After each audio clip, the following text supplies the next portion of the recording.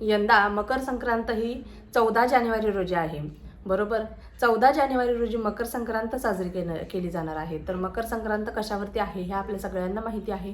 तर या दिवशी आपण कोणत्या रंगाची साडी नेसायची नाही किंवा कोणते शुभ रंग आहे, त्याच पद्धतीने कोणत्या रंगाच्या बांगड्या आपण या दिवशी परिधान करायचे आहे, सगळं आज आपण पाहणार आहोत. त्यामुळे व्हिडिओ स्किप न करता शेवटपर्यंत पाहावा. नमस्कार, मी पूजा. आपल्या चॅनलवर तुम्हा सगळ्यांचं पुन्हा एकदा खूप खूप मनापासून स्वागत करते.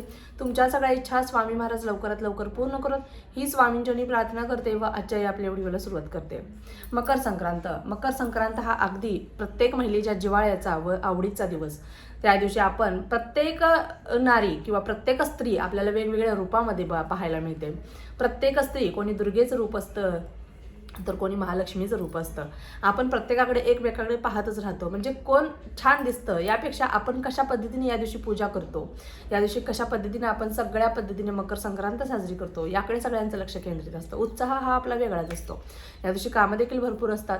सुगड पूजन असतं, आपल्याला पूर्ण रवाचा स्वयंपाक करायचा असतो आणि त्याचसोबत आपल्याला आपली तयारी देखील करायची असते आणि आपण वंसाला देखील जात असतो. या सगळ्याचं एकत्रितपणे करत असताना आपल्याला एक गोष्ट लक्षात घ्यायची आहे की यावेळेस आपण चुकूनही या चुका करायच्या नाहीत. म्हणजे बघा, आता यावर्षी मकर संक्रांत ही पिवळी साडी परिधान करून आलेली आहे. त्यामुळे पिवळ्या रंगाच्या ज्या ज्या वस्तू आहेत त्या आपल्याला वर्ज्य करायच्या आहेत. पिवळ्या रंगाची साडी नेसायची नाही, चुकून ही गोष्ट एक करायची नाहीये. तुम्हाला माहिती आहे ना, यामध्ये पिवळा रंग आहे, पिवळ्या रंगाची साडी आहे, पिवळ्या रंगाची साडी नेसू नका, वर्ज्य करायची या दिवशी पिवळ्या रंगाची साडी. बघा, महिलांना या दिवशी काळा रंग परिधान करायला अतिशय आवडतं. बघा, ज्यावेळेस धनुराशीतून मकर राशीत सूर्य प्रवेश करत असतो त्यावेळेस आपल्याला मकर संक्रांत साजरी केली जाते. आणि ज्यावेळेस काळा रंग का परिधान केला जातो तर ज्यावेळेस सूर्य मकर राशीत प्रवेश करत असतो, धनुराशीतून मकर राशीत म्हणजे एका राशीतून दुसऱ्या राशीमध्ये प्रवेश करत असतो, त्याचसोबत सूर्याची जी पत्नी आहे छाया म्हणजेच कोण, त्यांची सावली एक प्रकारे, तिने काळ्या रंगाची साडी परिधान केली होती. आणि काळा रंग सूर्यदेव आकर्षित करत असतो, प्रभावित करत असतो. यामागे हे शास्त्रीय कारण आहे. आणि वैज्ञानिक दृष्ट्या आपण पाहायला गेलो तर थंडीच्या दिवसामध्ये आपण जास्त करून काळे कपडे किंवा डार्क कलरचे कपडे घालतो, ज्यामुळे आपल्याला उष्णता निर्माण व्हावी आणि आपल्याला थंडीपासून आपला बचाव व्हावा, यासाठी आपण अशा रंगाचे कपडे परिधान करत असतो. उन्हाळ्यामध्ये आपण काळा रंग चुकून तरी घालतो का? कारण त्याचे चटके आपल्या अंगाला बसत असतात, बरोबर ना? त्यामुळे आपण उन्हाळ्यामध्ये काळ्या रंगाचे कपडे वगैरे वर्ज्य करतो. बघा, अशा पद्धतीने आपण काळा रंग महिलांचा अतिशय आवडता रंग असा म्हटला तरी देखील चालेल. आणि वर्षातून एकदा त्यांना हा रंग परिधान करायला भेटत असतो, त्यामुळे ते आवडीने करत असतात. भरपूर लोकांच्या घरी काळा रंगच वर्ज्य असतो. म्हणजे प्रत्येकाचं देवस्थान हे वेगवेगळं आहे. प्रत्येकाच्या देवस्थानाला कोणाकोणाला काळा रंग चालत नाही. जसं की आमच्या सिद्धनाथ आहे तर आम्हाला काळा रंग वर्ज्य आहे, काळा रंग आम्ही परिधान करत नाही. बघा, अशा पद्धतीने प्रत्येकाच्या गोष्टी वेगळ्या आहेत. पण हा एक दिवस असतो ज्या दिवशी प्रत्येक व्यक्ती म्हणजे माझ्यासहित प्रत्येक व्यक्ती काळा रंग परिधान करू शकते. आपल्या घरातील प्रत्येक व्यक्ती आपल्या लहान मुलासकट काळा रंग परिधान या दिवशी करू शकतो. त्यामुळे आपण या दिवशी काळ्या रंगाला अतिशय महत्त्व दिलेलं आहे. भरपूर लोकांची इच्छा असते महिलांची काळ्या रंगाची साडी परिधान करावी, तर तुम्ही यावर्षी काळ्या रंगाची साडी परिधान करू शकता. फक्त पिवळा रंग वर्ज्य करायचा आहे.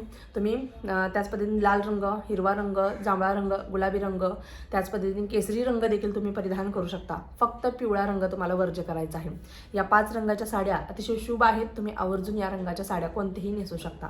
याच्या व्यतिरिक्त तुम्ही दुसरी कोणती घेतली असेल तर ती देखील नेसू शकता. फक्त पिवळा रंग वर्ज्य करायचा आहे. बघा, त्याच पद्धतीने बांगड्या, महिलांचा आवडता विषय म्हणजे बांगड्या. यावेळेस आपण मेहंदी हातावरती काढत असतो, बांगड्या आपण भरत असतो. तर बांगड्या बघा, आपल्या आता एक प्रकारे ट्रेडिशन आहे, म्हणजे एक प्रकारे फॅशनच झाली आहे. ज्या रंगाची साडी नेसली आहे त्या रंगाची मॅचिंग्स आपण ज्वेलरी, आर्टिफिशियल ज्वेलरी वगैरे परिधान करत असतो. त्या बांगड्या असो, कानातल्या असो, गळ्यातल्या असो, सगळं काही. भरपूर महिला म्हणतील की आता सोनं तर पिवळं आहे, पण सोनं हे अशुभ नाही आहे, सोनं हे अत्यंत शुभ आहे. त्यामुळे सोनं पिवळं आहे, मग ते कसं परिधान करायचं? तर सोन्याला काही होत नाही आहे. तरी देखील भरपूर अशा महिला असतात की मनामध्ये खूप शंका घेऊन बसतात. तर अशांनी अजिबात त्यावेळेस मग घालूच नका. शंकेला जिथे जागा आहे तिथे ती गोष्ट करूच नका तुम्ही. पण सोनं घातल्यानंतर काही देखील होत नाही. सोनं हे अत्यंत शुभ आहे. पण बघा, आता एक प्रकारे फॅशन आहे किंवा आपली एक प्रकारे आवडतं आपल्याला की ज्या रंगाची साडी नेसली आहे त्या रंगाची आपण आर्टिफिशियल ज्वेलरी परिधान करत असतो. तर एक दिवस तुम्ही सोनं सोडून आर्टिफिशियल ज्वेलरी म्हणजे मॅचिंग केलं तर काय हरकत नाही. तुम्ही या दिवशी आर्टिफिशियल ज्वेलरी घाला, पण ज्वेलरीमध्ये पिवळा रंग नसावा. म्हणजे आर्टिफिशियल ज्वेलरीमध्ये पिवळे खडे वगैरे असतात बघा, अशा पद्धतीने नसावे. अशा पद्धतीने तुम्ही परिधान करू शकता. तर सगळ्यात महत्त्वाचा प्रश्न म्हणजे बांगड्या देखील आपण मॅचिंग करतो बघा. प्रत्येक साडीवर आता आर्टिफिशियल ज्वेलरी म्हणलं तर बांगड्या वगैरे सगळं आपण मॅचिंग करतो. पण शक्यतो अत्यंत शुभ रंग कोणता असेल तर हिरवा रंग आहे.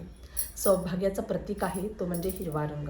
त्यामुळे हिरव्या रंगाच्या बांगड्या आपल्याला भरायच्या आहेत. आता मार्केटमध्ये तुम्हाला दिसत असेल कॉपी देखील असते, कॉपी बांगडी, बरोबर. हिरवी कॉपी बांगडी परिधान घाला तुम्ही. कारण काळी कॉपी असते ना, आता बघा ही हिरवी कॉपी आहे, ही हिरवी कॉपी अशा पद्धतीच्या घाला. काळी कॉपी असली ना, ती काळी कॉपी अत्यंत म्हणजे पूर्णपणे काळी दिसत असते ती. त्यामुळे शक्यतो हिरव्या बांगड्या घाला. हिरव्या बांगड्यांच्या मध्ये तुम्ही तुम्हाला मध्ये आर्टिफिशियल ज्वेलरीमध्ये बांगड्या घालायच्या असतील तर त्या बांगड्या तुम्ही घालू शकता त्याच्यामध्ये.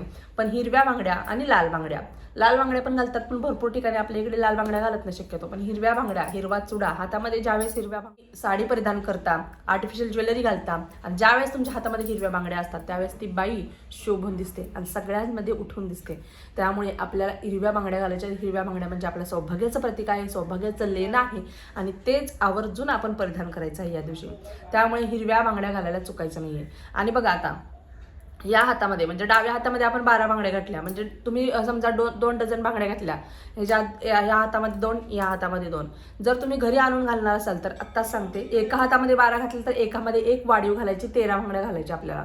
कारण बघा या मागे देखील एक शास्त्रीय कारण आहे.